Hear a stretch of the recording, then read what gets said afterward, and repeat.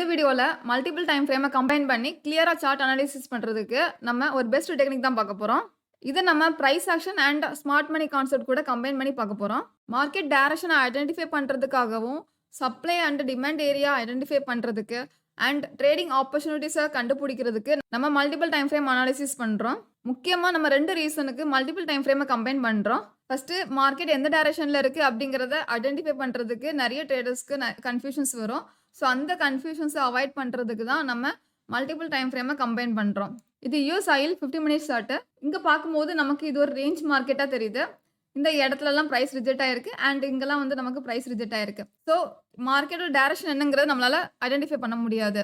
Just நம்ம இந்த இடத்துல டச் பண்ணும்போது செல் சைட் ஃபோக்கஸ் பண்ணுவோம். இங்க டச் பண்ணும்போது லாங் சைட் ஃபோக்கஸ் பண்ணுவோம். ஸோ இந்த மாரி பண்ணா நமக்கு எந்த டைரக்ஷன்ல இருக்கு அப்படிங்கிறத சரியா அண்டர்ஸ்டாண்ட் பண்ண முடியாம நெறைய கன்ஃப்யூஷன்ஸ் வரும். அண்ட் அடிக்கடி ஸ்டாப் லாஸ் அடிக்க சான்ஸ் இருக்கு. இது 1 ஹவர் சார்ட் ஹையர் டைம் ஃப்ரேமா செட் பண்ணியிருக்கேன். இங்க இந்த இடத்துல தான் நமக்கு வந்து ஒரு ரேஞ்ச் மார்க்கெட் ஆட் ஆயிட்டு இருந்துச்சு 50 மினிட்ஸ் சார்ட்ல. ஸோ இப்போ ஓவரால் பார்க்கும்போது நமக்கு மார்க்கெட் டைரக்ஷன் நல்லா கிளியரா அண்டர்ஸ்டாண்ட் ஆகுது. நமக்கு வந்து டவுன் ட்ரெண்ட்ல இருக்கு. அண்ட் இந்த ஒரு சப்போர்ட் ஏரியா நமக்கு இப்போ பிரேக் டவுன் ஆயிடுச்சு. அண்ட் அந்த இடத்துல நமக்கு இப்போ புல் பேக் குடுத்துருக்கு.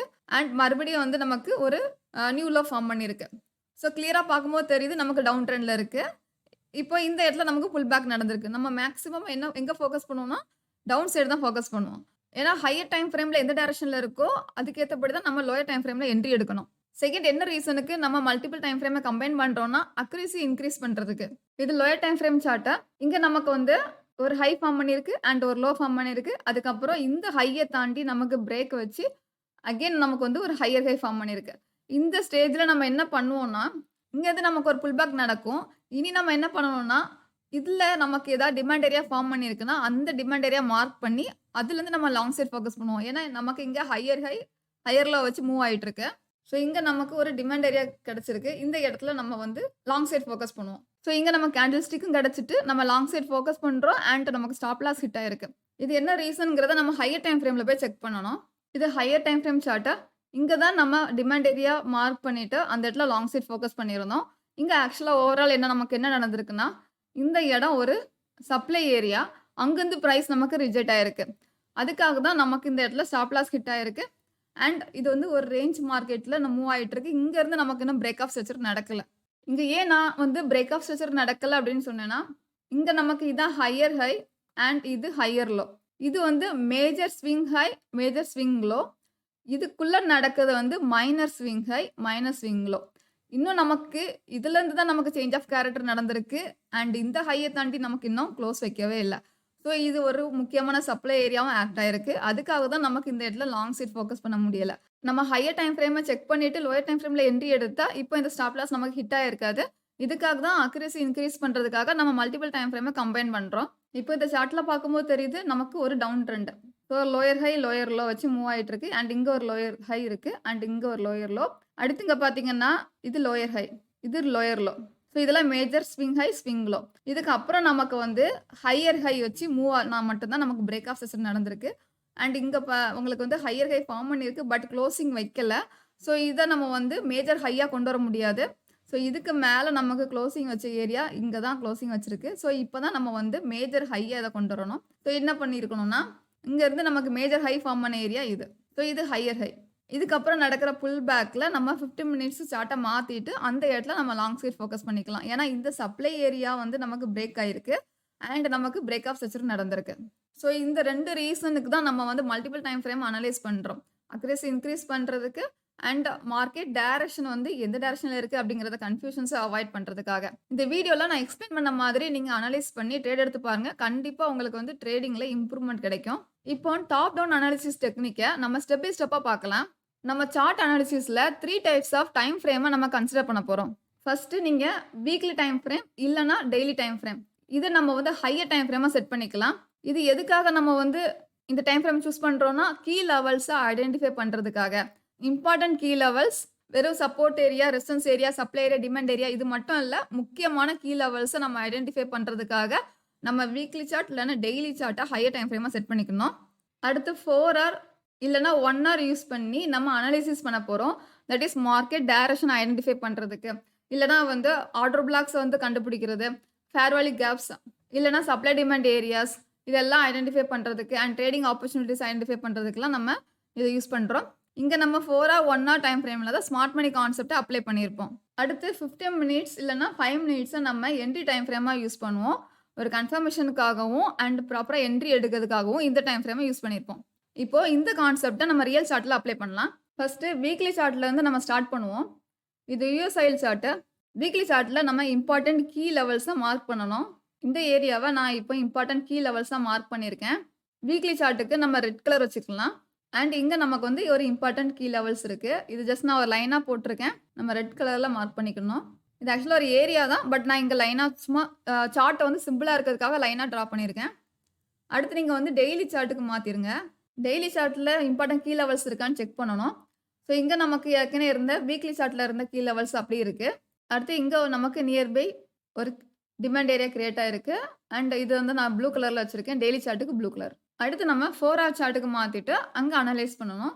இங்க நமக்கு higher high, higher low and இங்க higher high, higher low form பண்ணியிருக்கு. அதுக்கப்புறம் நமக்கு வந்து ஒரு லோயர் ஹை ஃபார்ம் பண்ணியிருக்கு. நியர்பை சப்ளை ஏரியால. இது டெய்லி சார்ட் அண்ட் வீக்லி சார்ட்ல இருக்க முக்கியமான கீ லெவல்ஸ் இது. ஸோ இங்க நமக்கு வந்து ஹையர் ஹைலேருந்து நமக்கு லோயர் ஹை ஃபார்ம் பண்ணியிருக்கு. அடுத்து இந்த ஏரியா தாண்டி நமக்கு பிரேக் நடந்து ஒரு லோயர் லோவும் ஃபார்ம் பண்ணியிருக்கு. ஸோ இங்க லோயர் ஹை, இங்க லோயர் லோ. இனி நம்ம என்ன பண்ணணும்னா, இந்த ஏரியால நமக்கு ஒரு ஆர்டர் பிளாக் ஏதாவது மார்க் பண்ணிட்டு, அதுக்கு அங்க என்ட்ரி வரும்போது நம்ம வந்து என்ட்ரி எடுக்கணும். ஸோ இந்த இடத்துல நான் வந்து ஆர்டர் பிளாக் மார்க் பண்ணியிருக்கேன். இங்க டிரா பண்ணியாச்சு. இது 4 ஹார் சார்ட். அதுக்காண்டி வேற கலர்ல நம்ம வச்சுக்கலாம். ஒரு கிரீன் கலர்ல மார்க் பண்ணியிருக்கேன். இந்த இடத்துல நமக்கு பிரைஸ் இம்பேலன்ஸ் இருக்கு. ஸோ இப்போ நமக்கு பிரைஸ் அந்த இடத்துக்குள்ள வரும்போது நம்ம லோயர் டைம் ஃப்ரேமுக்கு நம்ம சார்ட்ட மாத்திக்கணும். இப்போ நம்ம 4 ஹார் யூஸ் பண்ணி அனலைஸ் பண்றோம். ஸோ 15 மினிட்ஸ் கூட வச்சுக்கலாம். 15 மினிட்ஸ் லோயர் டைம் ஃப்ரேமா செட் பண்ணிட்டு அங்க என்ட்ரி எடுத்துக்கலாம்.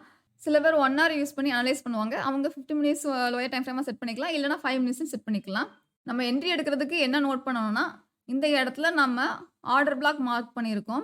இனி நம்ம என்ன பண்ணணும்னா 15 மினிட்ஸ்க்கு நம்ம சார்ட்ட மாத்திட்டு, அங்க நமக்கு பிரைஸ் இந்த ஏரியாக்குள்ள வரும்போது நமக்கு பிரைஸ் ஷிஃப்ட் ஆச்சுன்னா, அத பேஸ் பண்ணி நம்ம என்ட்ரி எடுத்துக்கலாம். நம்ம எதுக்கு பிரைஸ் ஷிஃப்ட் ஆச்சுன்னா மட்டும் என்ட்ரி எடுக்கணும் அப்படின்னு சொல்றேன்னா, வீக்லி சார்ட்ல நமக்கு அப் ட்ரெண்ட்ல இருந்துச்சு. அதுக்கப்புறம் நமக்கு ஒரு ரீட்ரேஸ்மென்ட் குடுத்திருக்கு. ரீட்ரேஸ்மென்ட் நடந்த லெவல் பார்த்தீங்கன்னா, ஒரு இம்பார்ட்டன்ட் சப்போர்ட் ஏரியா வரைக்கும் நடந்துட்டு மறுபடியும் அப் ட்ரெண்ட் வந்து கன்டின்யூ ஆச்சு.